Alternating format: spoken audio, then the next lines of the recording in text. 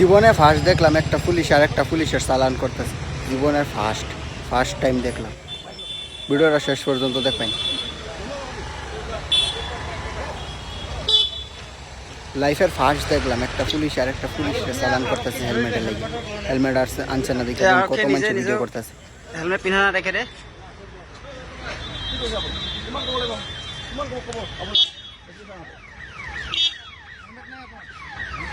হেলমেটটো কিয় পিন্ধা নাছিলে আপুনি?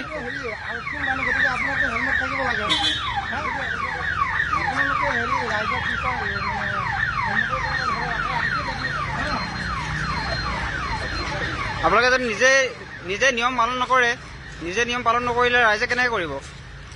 পাব্লিকে কেনেকৈ নিয়ম পালন কৰিব?